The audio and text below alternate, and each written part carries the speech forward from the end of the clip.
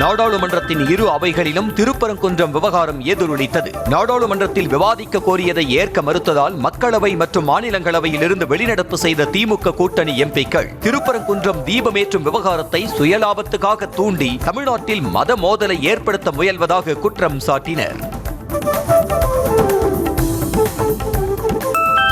திருப்பரங்குன்றம் விவகாரம் தொடர்பாக மக்களவையில் விவாதிக்க அனுமதிக்க முடியாது என சபாநாயகர் ஓம் பிர்லா திட்டவட்டமாக மறுத்துவிட்டார். திருப்பரங்குன்றம் விவகாரம் நீதிமன்றத்தில் விசாரணையில் உள்ளது என்ற சபாநாயகர் ஓம் பிர்லா இந்த விவகாரம் அரசு சார்ந்த விவகாரம் கிடையாது என்பதால் விவாதிக்க முடியாது என விளக்கம் கொடுத்தார்.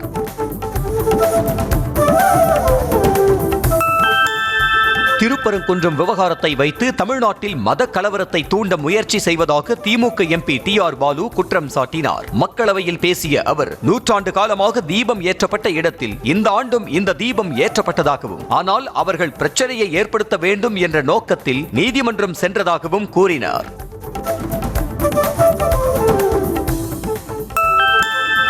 நீதிபதி GR சுவாமிநாதனை இந்துத்துவ அமைப்புகளுடன் ஒப்பிட்டு TR பாலு பேசியதற்கு கண்டனம் தெரிவித்த கிரண் ரிஜிஜு, TR பாலுவின் பேச்சு அவருக்கும் அவர் சார்ந்த திமுக கட்சிக்கும் நல்லது கிடையாது என ஆவேசமானார். எப்படி நீதிபதியை குறிப்பிட்டு அவ்வாறு பேசலாம் என கிரண் ரிஜிஜு கேள்வி எழுப்ப, பதிலுக்கு திமுக எம்பிக்களும் கோஷம் எழுப்ப அவையில் சலசலப்பு ஏற்பட்டது.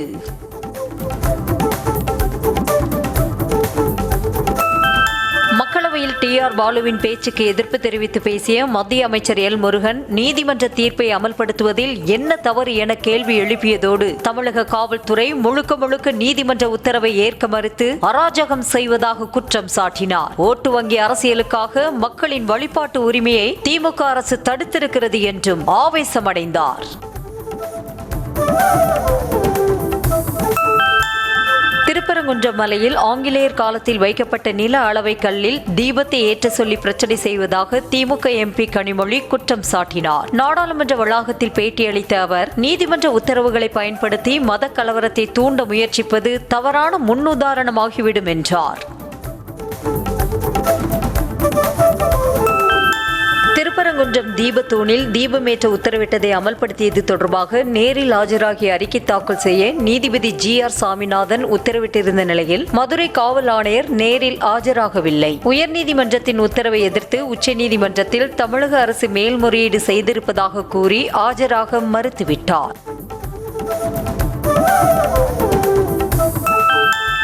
திருக்கார்த்திகை தினத்தன்று திருப்பரங்குன்றத்தில் நடந்தது என்ன என்பது குறித்து CISF அறிக்கை தாக்கல் செய்ய உயர்நீதிமன்ற மதுரை கிளை நீதிபதி சாமிநாதன் உத்தரவிட்டார். CISF பாதுகாப்புடன் தீபம் ஏற்றச் சென்றவர்களை 144 தடை ஆணையை காரணம் காட்டி போலீசார் அனுமதி மறுத்திருந்த நிலையில் அறிக்கை தாக்கல் செய்ய உத்தரவிட்டார். திருப்பரங்குன்றம் விவகாரம் தொடர்பாக உயர்நீதிமன்ற மதுரை அமர்வின் உத்தரவுக்கு எதிராக உச்சநீதிமன்றத்தில் தாக்கல் செய்யப்பட்டுள்ள மேல்முறையீட்டு மனுவை விரைந்து விசாரிக்க தமிழ்நாடு அரசு முறையீடு செய்திருக்கிறது. இதையடுத்து தமிழ்நாடு அரசின் வழக்கு ஆவணங்கள் சரியாக கொடுக்கப்பட்டிருந்தால் வரிசை அடிப்படையில் பட்டியலிடப்படும் என தலைமை நீதிபதி தெரிவித்தார். திருப்பரங்குன்றம் விவகாரம் தமிழகத்தில் பூதாகரமாகியுள்ள நிலையில் வளர்ச்சி அரசியல் தேவையா அல்லது எந்த அரசியல் தேவை என்பதை மதுரை மக்களே முடிவு செய்வார்கள் என்று முதலமைச்சர் MK ஸ்டாலின் தெரிவித்திருக்கிறார். மதுரைக்கு மெட்ரோ ரயில் திட்டம், எய்ம்ஸ் மருத்துவமனை, புதிய தொழில் வாய்ப்புகள் தான் தேவை என X தள பக்கத்தில் அவர் குறிப்பிட்டுள்ளார்.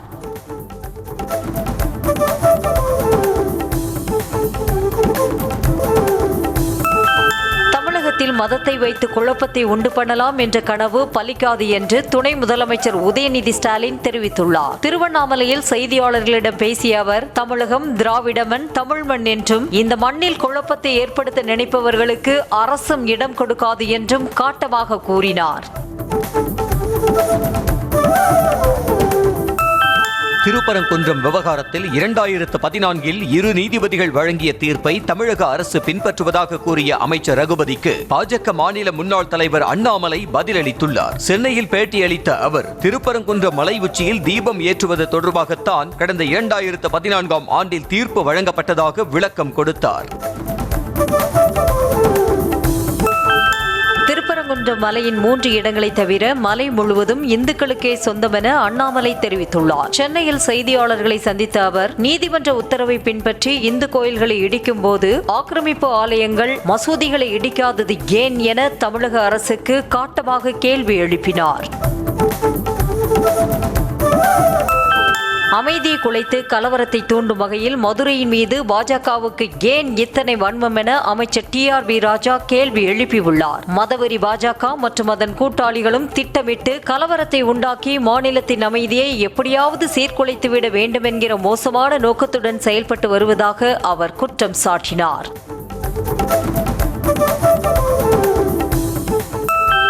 தமிழ்நாட்டை கலவர பூமியாக மாற்ற RSS மற்றும் பாஜக முயற்சி செய்து வருவதாக காங்கிரஸ் மாநில தலைவர் செல்வ பெருந்தகை குற்றம் சாட்டியுள்ளார். ஸ்ரீபெரும்புதூரில் செய்தியாளர்களிடம் பேசிய அவர், 6 படை வீடுகளில் திருப்பரங்குன்ற மலை மீது மட்டும் தீபம் ஏற்ற வேண்டும் என முயற்சி செய்வது ஏன் என்று கேள்வி எழுப்பினார். தான் தோன்றித்தனமாக மனதில் இருக்கும் நஞ்சை, வெறுப்பை விதைக்கும் வகையில் நீதிபதி சாமிநாதன் தீர்ப்பை கொடுத்திருப்பதாக மதிமுக பொதுச் செயலாளர் வைகோ விமர்சித்துள்ளார். சென்னை எழும்பூரில் பேட்டியளித்த அவர், நீதிபதி நாற்காலியில் உட்கார்ந்து கொண்டு இந்த வேலையை செய்யக்கூடாது என ஆவேசமாக கூறினார்.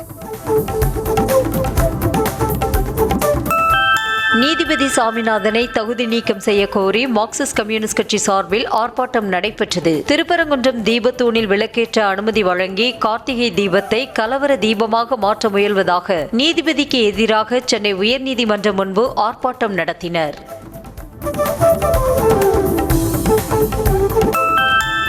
திருப்பரங்குன்றம் தீபத்தூணில் தீபம் ஏற்ற அனுமதி கோரி இந்துத்துவ அமைப்பினர் கடையடைப்பு போராட்டத்திற்கு அழைப்பு விடுத்தனர். மறுபுறம் கடைகளை அடைக்க வேண்டாம் என திருப்பரங்குன்றம் வீதிகளில் பேரணியாக சென்று திமுக கூட்டணி கட்சியினர் பரப்புரை மேற்கொண்டனர். கார்த்திகை தீப நாளை தவிர்த்து பிற நாட்களில் தீபம் ஏற்றுவது நல்லதல்ல என தமிழகத்தின் பல்வேறு கோயில்களை சேர்ந்த பட்டர்கள் எதிர்ப்பு தெரிவித்துள்ளனர். திருப்பரங்குன்ற தீபத்தூணில் கார்த்திகை மகா தீபம் முடிந்து மறுநாள் தீபம் ஏற்ற நீதிபதி சாமிநாதன் உத்தரவிட்டிருந்த நிலையில் அதற்கு பட்டர்கள் எதிர்ப்பு தெரிவித்தனர்.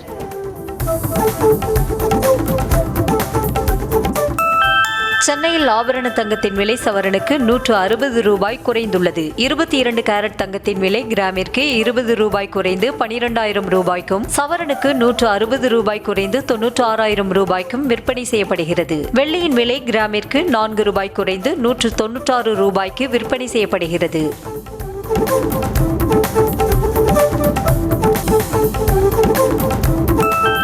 காஞ்சிபுரம் மாவட்டம் ஸ்ரீபெரும்புதூர் அருகே பிள்ளைப்பாக்கம் சிப்காட் பகுதியில் கண்ணாடி உற்பத்திக்கான பிக்டெக் தொழிற்சாலையை முதலமைச்சர் மு.க. ஸ்டாலின் திறந்து வைத்தார். விழா மேடையில் பேசிய முதலமைச்சர், உலக நாடுகளில் உள்ள நிறுவனங்கள் தமிழ்நாட்டில் அதிகளவு தொழில்களை தொடங்க ஆர்வம் காட்டுவதாக பெருமிதம் தெரிவித்தார்.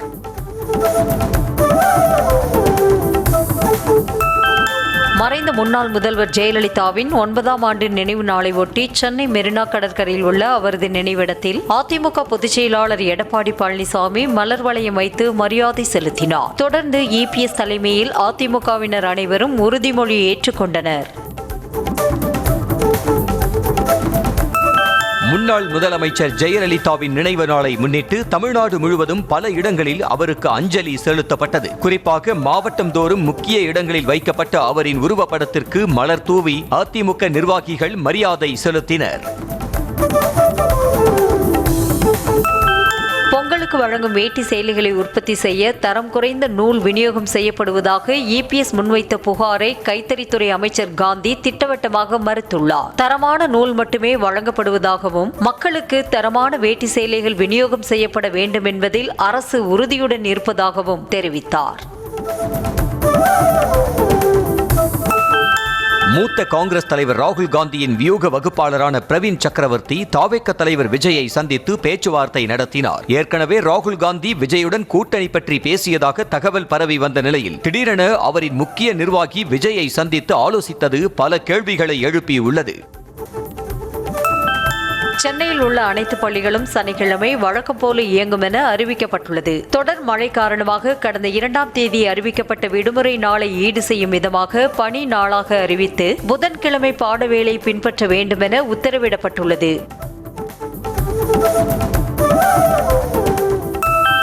டிட்வா புயலால் கடுமையாக பாதிக்கப்பட்ட இலங்கைக்கு தமிழக அரசு சார்பில் கப்பல் மூலம் சனிக்கிழமையன்று நிவாரணப் பொருட்கள் அனுப்பி வைக்கப்படுகிறது. சென்னை துறைமுகத்திலிருந்து நிவாரணப் பொருட்களுடன் இலங்கைக்கு செல்லும் கப்பலை முதலமைச்சர் மு க ஸ்டாலின் கொடியசைத்து அனுப்பி வைக்கிறார்.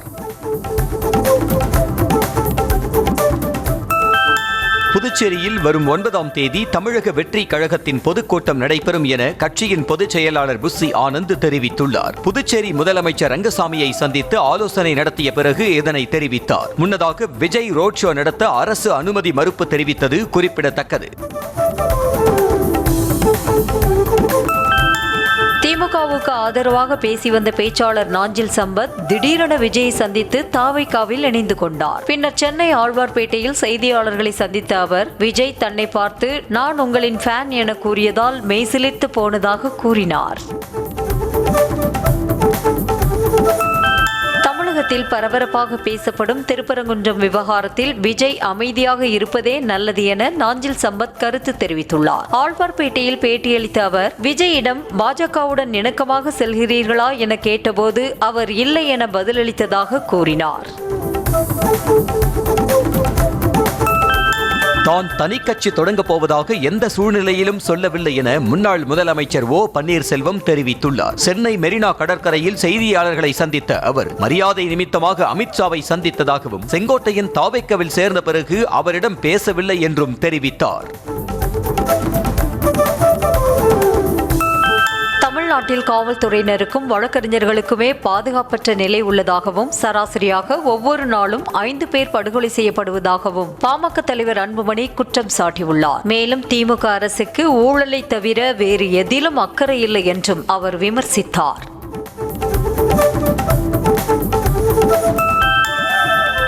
தமிழ்நாட்டில் 2026 சட்டமன்ற தேர்தலை முன்னிட்டு முதல் கட்சியாக வேட்பாளர்கள் பட்டியலை சீமானின் நாம் தமிழர் கட்சி வெளியிட்டுள்ளது. விழுப்புரம் தொகுதியில் பெண் மருத்துவர் அபிநயா, நாகை மாவட்டம் வேதாரண்யம் தொகுதியில் இடும்பாவனம் கார்த்திக், சென்னை 1000 விளக்கு தொகுதியில் இயக்குனர் சோழன் மு களஞ்சியம் ஆகியோர் போட்டியிடுவார்கள் என தெரிவித்திருக்கிறது.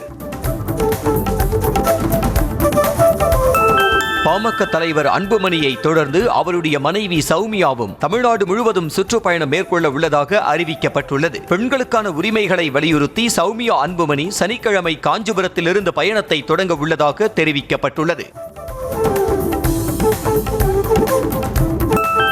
திருப்பரங்குன்றம் மலை உச்சியில் உள்ள தீபத்தூணில் தீபமேற்ற வலியுறுத்தி ஆர்ப்பாட்டத்தில் ஈடுபட்ட பாஜக மாநில தலைவர் நயினார் நாகேந்திரன் உட்பட 113 பேர் மீது 7 பிரிவுகளின் கீழ் போலீசார் வழக்கு பதிவு செய்துள்ளனர். சட்டவிரோதமாக ஒன்று கூடுதல், அரசு ஊழியரை கடமையை செய்யவிடாமல் தடுத்தல் உட்பட 7 பிரிவுகளின் கீழ் வழக்கு பதிவு செய்யப்பட்டுள்ளது.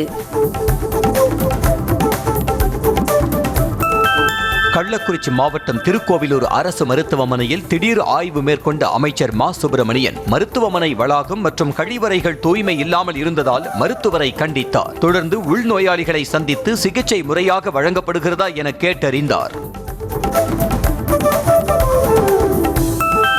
இடைநிலை ஆசிரியர்களுக்கு சம வேலைக்கு சம ஊதியம் வழங்க வலியுறுத்தி சென்னை எல்ஜி சாலையில் இருந்து ராஜரத்தினம் மைதானம் வரை 500க்கும் மேற்பட்டோர் பதாகைகளை ஏந்தி பேரணியாக சென்றனர். தேர்தல் வாக்குறுதியை திமுக நிறைவேற்ற தவறினால் அடுத்த கட்டமாக உண்ணாவிரத சிறை நிரப்பும் போராட்டத்தில் ஈடுபடுவோம் என எச்சரித்தனர். சென்னை தாம்பரம் அருகே இந்திய சுவிசேஷ திருச்சபை கட்டடத்தை இடிக்க உயர்நீதிமன்றம் உத்தரவிட்ட நிலையில் அச்சபையை சேர்ந்தவர்கள் போராட்டத்தில் ஈடுபட்டதால் ஏராளமான போலீசார் குவிக்கப்பட்டனர். திருச்சபை உள்ள இடம் தனக்கு சொந்தமானது என கடந்த 2023ஆம் ஆண்டு விஜயா கென்னடி என்பவர் தொடர்ந்த வழக்கை விசாரித்த நீதிமன்றம் கட்டடத்தை இடிக்க உத்தரவிட்டது. மதுரை உசிலம்பட்டி அருகே 2 வயது பெண் குழந்தையை கழுத்தை நெரித்து கொலை செய்து காட்டு பகுதியில் வீசிய விவகாரத்தில் 20 நாட்களுக்கு பின்னர் எலும்புகளை போலீசார் கைப்பற்றினர். தொந்தரவு செய்ததாக கூறி 2வது கணவருக்கு பிறந்த குழந்தையை கொன்ற தாயும் பெண்ணின் 3வது கணவரும் கைது செய்யப்பட்டனர்.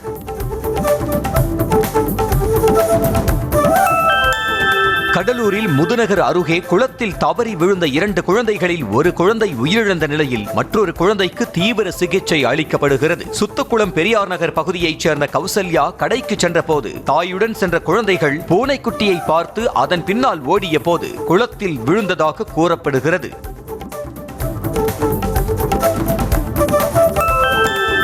திருநெல்வேலியில் உள்ள அல்வா கடைகளில் திடீர் ஆய்வு மேற்கொண்ட உணவு பாதுகாப்புத்துறை அதிகாரிகள் உரிமமின்றி இயங்கி வந்த 5 கடைகளை கண்டறிந்து மூடி சீல் வைத்தனர். அந்த கடைகளில் இருந்து சுமார் 1000 கிலோ அல்வா பறிமுதல் செய்யப்பட்டு விசாரணை நடைபெற்று வருகிறது. மேகதாது விவகாரம் தொடர்பாக கர்நாடக அரசு மற்றும் உச்சநீதிமன்றத்தை கண்டித்து தஞ்சாவூர் ரயில் நிலையத்தில் சோழன் விரைவு ரயிலை மறித்து விவசாயிகள் போராட்டத்தில் ஈடுபட்டனர். மேகதாதுவில் அணை கட்ட துடிக்கும் கர்நாடக அரசு மற்றும் வரைவு அறிக்கை தயார் செய்ய அனுமதி வழங்கிய உச்சநீதிமன்றத்தை கண்டித்து முழக்கங்களை எழுப்பினர்.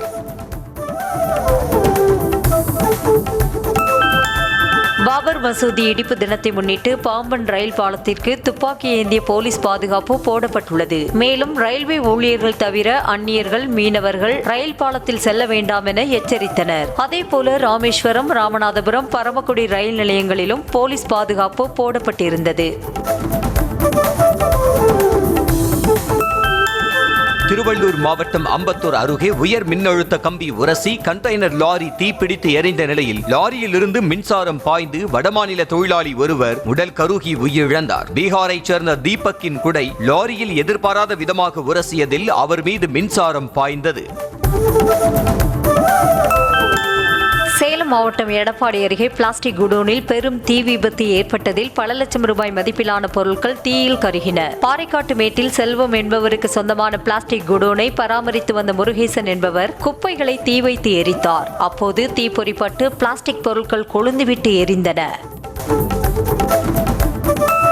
திருவாரூர் மாவட்டம் வடபாதிமங்கலம் அருகே 5000 ஏக்கரில் பயிரிடப்பட்டு 30 நாட்களே ஆன சம்பா மற்றும் தாளடி பயிர்கள் மழைநீரில் மூழ்கி சேதமடைந்ததாக விவசாயிகள் வேதனை தெரிவித்தனர். இதனால் வேளாண் துறை அதிகாரிகள் கணக்கெடுப்பு நடத்தி உரிய இழப்பீடு வழங்க வேண்டுமென கோரிக்கை விடுத்தனர்.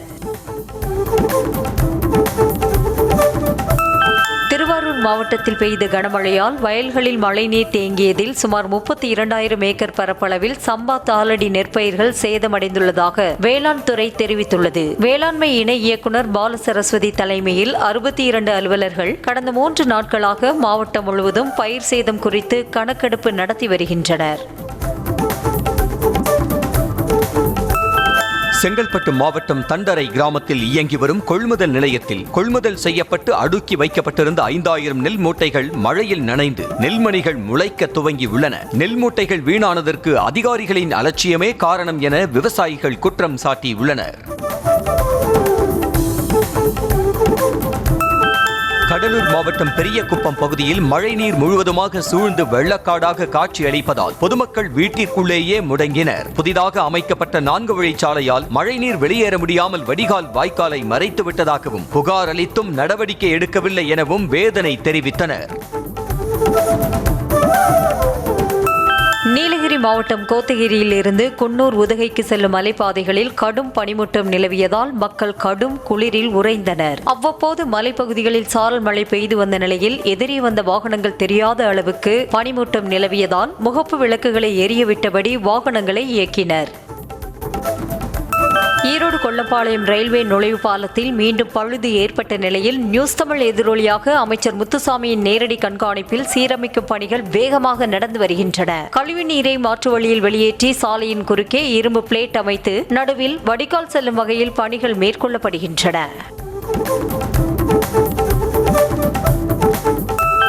சென்னை அடுத்த பூந்தமல்லி நகராட்சிக்குட்பட்ட 12வது வார்டு லட்சுமிபுரம் பகுதியில் உள்ள சாலை சேதமடைந்த நிலையில் தற்காலிகமாக சீரமைப்பு பணிகள் மேற்கொள்ளப்பட்டது. தொடர்ந்து பெய்த கனமழையால் குண்டும் குழியுமாக இருந்த சாலையில் மழை நீர் தேங்கி நின்றது. இதன் காரணமாக வாகன ஓட்டிகள் கடும் அவதியடைந்தனர். கடந்த சில நாட்களாக பெய்த கனமழையின் காரணமாக திருவள்ளூர் மாவட்டம் ஊத்துக்கோட்டை அருகே வடதில்லை கிராமத்தில் முழங்கால் அளவு வெள்ளம் சூழ்ந்துள்ளதால் மக்கள் சிரமத்திற்கு ஆளாகினர். 4 நாட்களாக வெள்ளம் வடியாமல் உள்ளதாகவும் தேங்கிய மழைநீரை வெளியேற்ற நடவடிக்கை எடுக்க கோரி அதிகாரிகளிடம் முறையிட்டும் பலன் இல்லை என்றும் மக்கள் வேதனை தெரிவிக்கின்றனர். ராணிப்பேட்டை மாவட்டம் முத்துக்கடை பேருந்து நிலையம் அருகே சாலை விரிவாக்கம் பணியின் போது 4 கடைகள் சரிந்து விழுந்த நிலையில் ஆத்திரமடைந்த உரிமையாளர்கள் மறியல் போராட்டத்தில் ஈடுபட்டனர். நெடுஞ்சாலைத்துறை அதிகாரிகள் ஜேசிபி இயந்திரம் மூலம் சாலை விரிவாக்கம் பணியில் ஈடுபட்ட போது பூக்கடை உட்பட 4 கடைகள் சரிந்து விழுந்தன.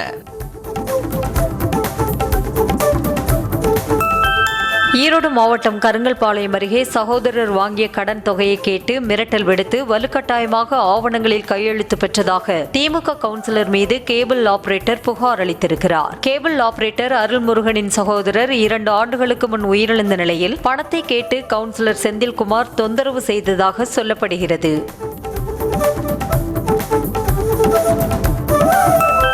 சென்னையில் எஸ்ஐஆர் பணி செய்து வந்த BLO பெண் அதிகாரியை தாக்கிய தந்தை மகன் உட்பட 3 பேரிடம் போலீசார் விசாரணை நடத்தி வருகின்றனர். வினோபா நகரை சேர்ந்த மணிகண்டனின் 2 மகள்கள் வேறு இடத்திற்கு திருமணமாகி சென்ற நிலையில் வாக்காளர் பட்டியலில் இருந்து அவர்களது பெயர்களை நீக்கியதாக கூறி BLO பெண் அதிகாரியை மணிகண்டன் குடும்பத்தினர் தாக்கியதாக கூறப்படுகிறது. திண்டுக்கல் மாவட்டம் ஆத்தூர் அருகே பட்டா பெயர் மாற்றம் செய்ய 10,000 ரூபாய் லஞ்சம் வாங்கிய மணலூர் கிராம நிர்வாக அலுவலரை லஞ்ச ஒழிப்பு போலீசார் கையும் களவுமாக கைது செய்தனர். ஐயம்பாளையத்தைச் சேர்ந்த இளையராஜா தனது 6 ஏக்கர் நிலத்திற்கு பட்டா பெயர் மாற்றம் செய்வதற்காக விண்ணப்பித்த நிலையில் VO முருகன் லஞ்சம் கேட்டுள்ளார். கடலூர் மாவட்டம் விருத்தாச்சலம் வட்டாட்சியர் அலுவலகத்தில் பணிபுரிந்து வந்த முதுநிலை வருவாய் ஆய்வாளர் பட்டா பெயர் மாற்றத்திற்கு 15,000 ரூபாய் லஞ்சம் வாங்கியதாக கையும் களவுமாக லஞ்ச ஒழிப்பு போலீசாரிடம் சிக்கினார். பட்டா பெயர் மாற்றத்திற்கு விண்ணப்பித்த ஸ்ரீமுஷ்ணம் பகுதியைச் சேர்ந்த நாகராஜனிடம் முதுநிலை வருவாய் ஆய்வாளர் ராஜ்குமார் லஞ்சம் வாங்கினார்.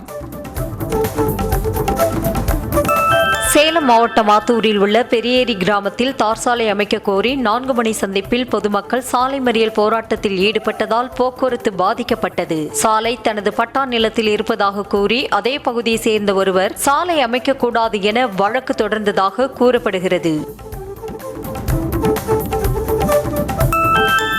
அரசு அலுவலர்களுக்கு இணையாக ஊதியம் வழங்க வேண்டும் என்பது உள்ளிட்ட 5 அம்ச கோரிக்கைகளை வலியுறுத்தி திருவண்ணாமலை மாவட்டம் செய்யாறு வட்டாட்சியர் அலுவலகம் முன்பு வருவாய் உதவியாளர்கள் சங்கத்தினர் ஆர்ப்பாட்டத்தில் ஈடுபட்டனர். தங்களது கோரிக்கைகளை அரசு நிறைவேற்ற வேண்டும் என வலியுறுத்தி இரத்தத்தில் கையெழுத்து போடும் இயக்கத்தை நடத்தினர். கிருஷ்ணகிரி மாவட்டம் ஒசூரில் அனுமதி பெறாமல் துப்பாக்கிகள் வைத்திருந்ததாக வடமாநிலத்தை சேர்ந்த தந்தை மகன் ஆகிய இருவரையும் போலீசார் கைது செய்து 2 துப்பாக்கிகளை பறிமுதல் செய்தனர். தனியார் செக்யூரிட்டி ஏஜென்சி நிறுவனத்தில் போலீசார் ஆய்வு செய்தபோது அங்கு வேலை செய்து வந்த தந்தை மகன் ஆகிய இருவரும் அரசு அனுமதி இல்லாமல் துப்பாக்கி வைத்திருந்ததை கண்டுபிடித்தனர். சென்னை அண்ணா நகர் பகுதியில் 10ஆம் வகுப்பு கூட தேர்ச்சி பெறாமல் ஆயுர்வேத மருத்துவமனை நடத்தி வந்த போலி மருத்துவரை நியூஸ் தமிழ் கள ஆய்வு தகவலை தொடர்ந்து போலீசார் கைது செய்தனர். SRS என்ற பெயரில் மருத்துவமனை நடத்திய வெங்கடேசன் தவறான சிகிச்சை அளித்ததாக பாதிக்கப்பட்டவர் DMS மற்றும் ஆயுர்வேத ஆணையரகத்தில் புகார் அளித்தார். கன்னியாகுமரி மாவட்டம் தெங்கம்புதூரில் உள்ள நகர்ப்புற நலவாழ்வு மையத்தில் போதிய மருத்துவர்கள் இல்லாததால் அவதிக்குள்ளாவதாக பொதுமக்கள் வேதனை தெரிவித்துள்ளனர். பணியில் உள்ள மருத்துவர்களும் உரிய நேரத்திற்கு வராமல் தாமதமாக வருவதால் நோயாளிகள் பல மணி நேரம் காத்திருப்பதாக பொதுமக்கள் குற்றம் சாட்டினர்.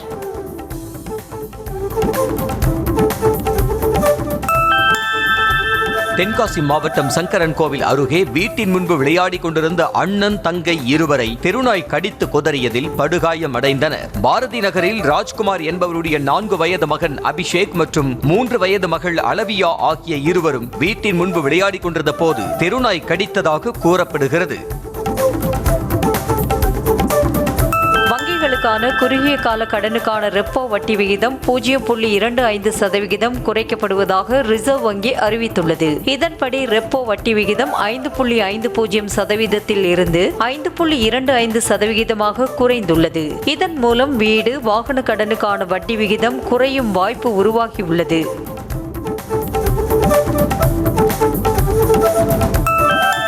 இரண்டு நாள் பயணமாக இந்தியா வந்துள்ள ரஷ்ய அதிபர் புட்டினுக்கு டெல்லியில் குடியரசுத் தலைவர் மாளிகையில் ராணுவ அணிவகுப்புடன் சிவப்பு கம்பள வரவேற்பு அளிக்கப்பட்டது. தொடர்ந்து தன்னுடன் வந்துள்ள அமைச்சர்கள் அதிகாரிகளை முர்முவுக்கு புட்டின் அறிமுகப்படுத்தி வைத்தார். அவர்களை கைகுலுக்கி திரௌபதி முர்மு வரவேற்றார். டெல்லி ராஜ்காட்டில் உள்ள மகாத்மா காந்தியடிகளின் நினைவிடத்தில் ரஷ்ய அதிபர் புட்டின் மலர் வளையம் வைத்து மரியாதை செலுத்தினார். இந்தியா ரஷ்யா உச்சி மாநாட்டில் பங்கேற்க ஹைதராபாத் மாளிகை செல்வதற்கு முன்பு காந்தியின் நினைவிடத்திற்கு சென்ற அவர் அங்கு வைக்கப்பட்டிருந்த பார்வையாளர்கள் பதிவேட்டில் கையெழுத்திட்டார். அரசுமுறை பயணமாக இந்தியா வந்துள்ள ரஷ்ய அதிபர் புட்டின் டெல்லி ராஜ்காட்டில் உள்ள மகாத்மா காந்தி நினைவிடத்திற்கு சென்று மரியாதை செலுத்தினார். அங்குள்ள பார்வையாளர் பதிவேட்டில் ரஷ்ய மொழியில் எழுதிய புட்டின், மகாத்மா காந்தி அகிம்சை மற்றும் உண்மை மூலம் பூமியில் அமைதியை ஏற்படுத்துவதற்கு விலைமதிப்பில்லாத பங்களிப்பை செய்திருப்பதாகவும் அவரது செயல்களின் தாக்கம் இன்று வரை பொருத்தமானதாக உள்ளதாகவும் குறிப்பிட்டுள்ளார்.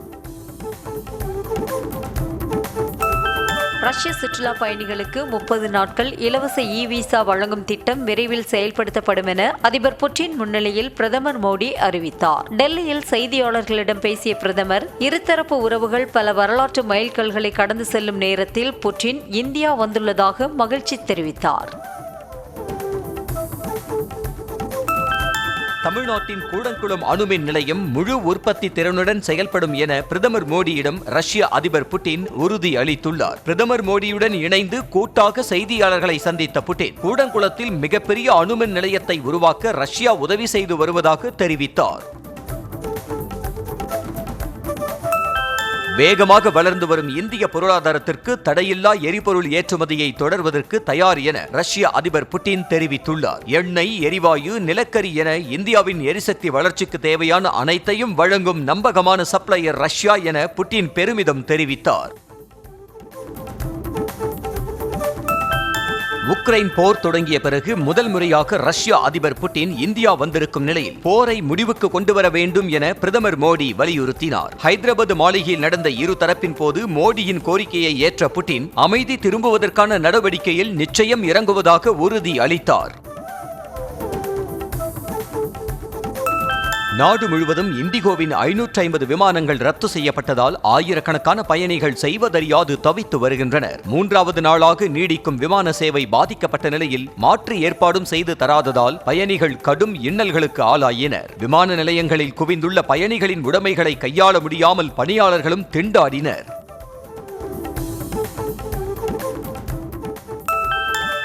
இண்டிகோ விமான சேவை பாதிப்பால் உரிய நேரத்தில் திருமண வரவேற்பு நிகழ்ச்சிக்கு செல்ல முடியாத புதுமண தம்பதி ஆன்லைனில் பங்கேற்றனர். கர்நாடகாவின் ஹூபல்லியில் நிகழ்ச்சி ஏற்பாடு செய்யப்பட்டிருந்த நிலையில் ஒடிசாவிலிருந்து வர முடியாததால் உறவினர்களிடம் திரையில் தோன்றி தம்பதி வாழ்த்து பெற்றுக் கொண்டனர். இண்டிகோ நிறுவன விமான சேவைகளில் ஏற்பட்டுள்ள கோளாறால் தனது தந்தையின் அஸ்தியை ஹரித்வாரில் கரைப்பதற்காக கொண்டு சென்ற பெண் ஒருவர் பெங்களூரு விமான நிலையத்தில் சிக்கி தவித்தார். இந்த சந்தர்ப்பத்தை பயன்படுத்தி மற்ற விமான சேவை நிறுவனங்கள் டிக்கெட் விலையை பன்மடங்கு உயர்த்தியுள்ளதால் செய்வதறியாது தவித்த அந்த பெண் அரசு உதவ வேண்டுமென கோரிக்கை விடுத்தார். நாடு தழுவிய விமான சேவை பாதிப்புகளுக்காக பயணிகளிடம் இண்டிகோ நிறுவனம் மன்னிப்பு கோரியுள்ளது. பாதிக்கப்பட்ட அனைத்து பயணிகளுக்கும் கட்டணத் தொகை முழுவதுமாக திருப்பி தரப்படும் என உறுதியளித்த நிறுவனம் விமான செயல்பாடுகளை மீட்டெடுக்க அனைத்து முயற்சிகளையும் செய்து வருவதாக உறுதியளித்தது.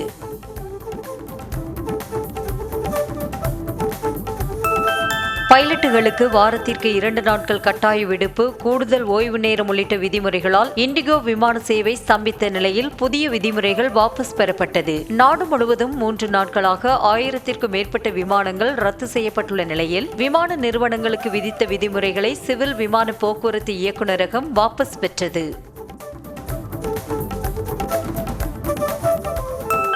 இண்டிகோ விமான நிறுவனத்தின் வீழ்ச்சிக்கு மத்திய அரசின் அணுகுமுறையே காரணம் என மக்களவை எதிர்க்கட்சித் தலைவர் ராகுல் காந்தி குற்றம் சாட்டியுள்ளார். அவர் வெளியிட்டுள்ள பதிவில், விமான ரத்து தாமதங்களுக்கான விலையை சாமானிய மக்கள்தான் கொடுக்க வேண்டும் என்பது மீண்டும் உறுதியாகியுள்ளதாக அவர் கூறினார்.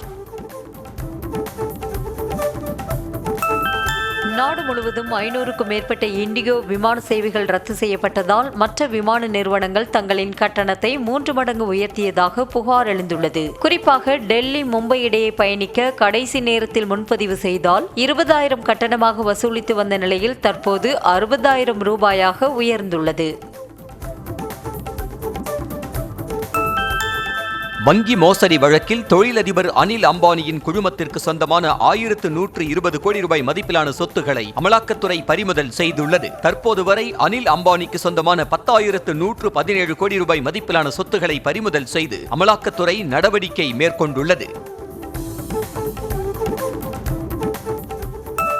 உத்தரகாண்டில் திருமண நிகழ்ச்சியில் பங்கேற்றுவிட்டு வீடு திரும்பிய போது ஜீப் பள்ளத்தில் கவிழ்ந்ததில் 5 பேர் பலியாகினர். தகவல் அறிந்து சென்ற போலீசார் காயமடைந்த மேலும் 5 பேரை மீட்டு மருத்துவமனையில் அனுமதித்தனர். மேலும் விபத்துக்கான காரணம் குறித்து விசாரணை நடந்து வருகிறது.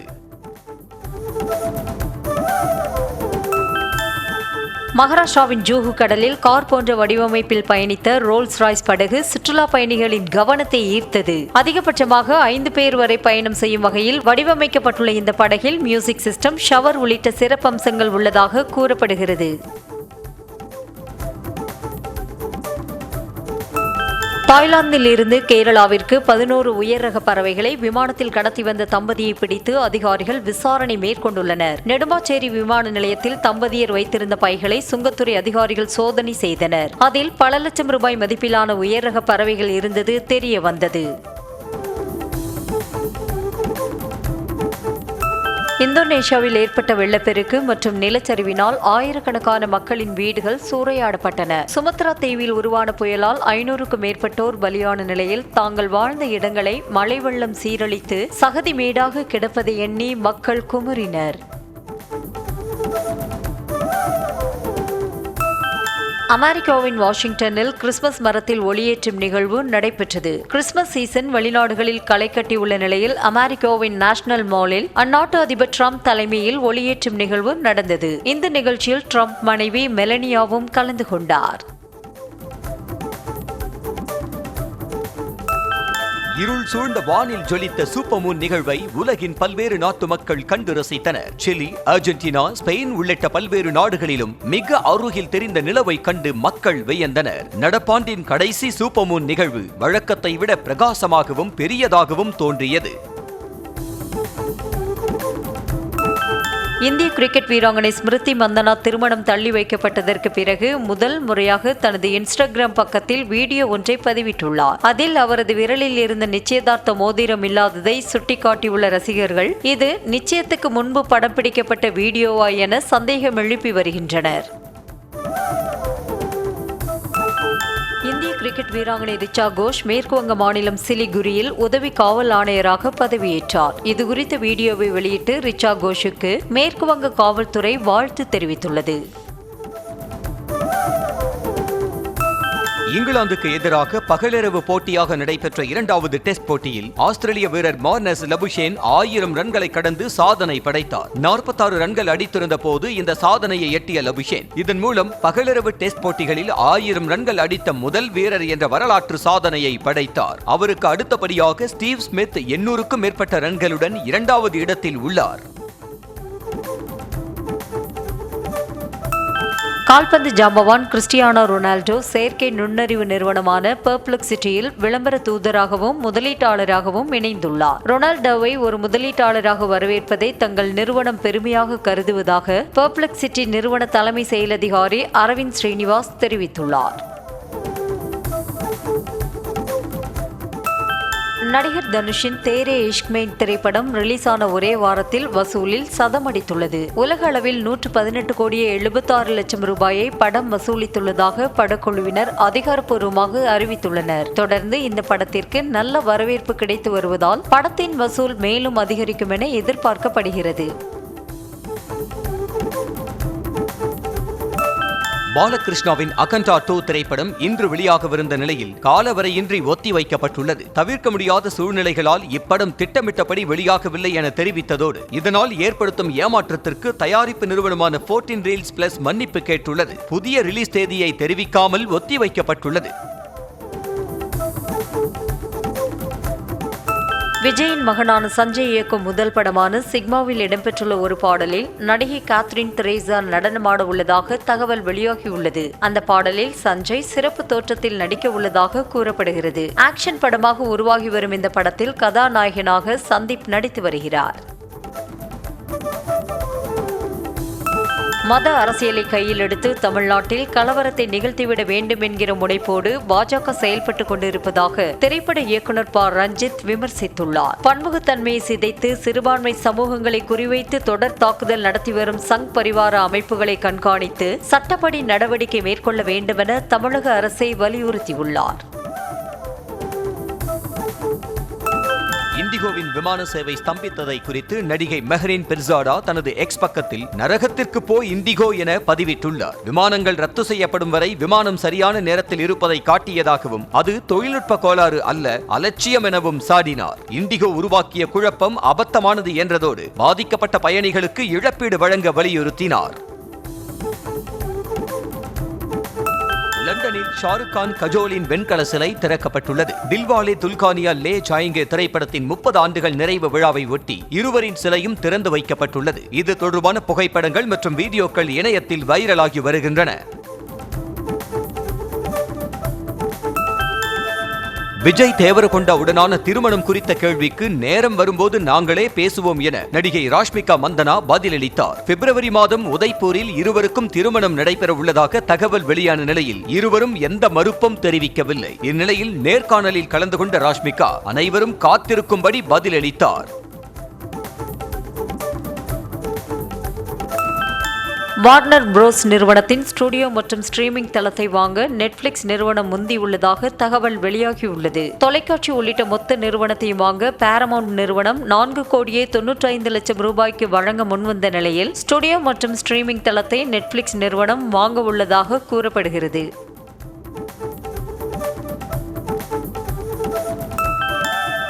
சேலம் மாவட்டம் எடப்பாடி அருகே வெள்ளாண்டி வலசில் உள்ள ஓம் சக்தி காளியம்மன் கோயிலில் வரும் 7ஆம் தேதி மகா கும்பாபிஷேகம் நடைபெறுவதை முன்னிட்டு தீர்த்தக்குட ஊர்வலம் நடைபெற்றது. காவிரி ஆற்றிலிருந்து புனித நீரை குடங்களில் எடுத்த பெண் பக்தர்கள் மேளதாளங்கள் முழங்க ஊர்வலமாக கோயிலுக்கு சென்றனர்.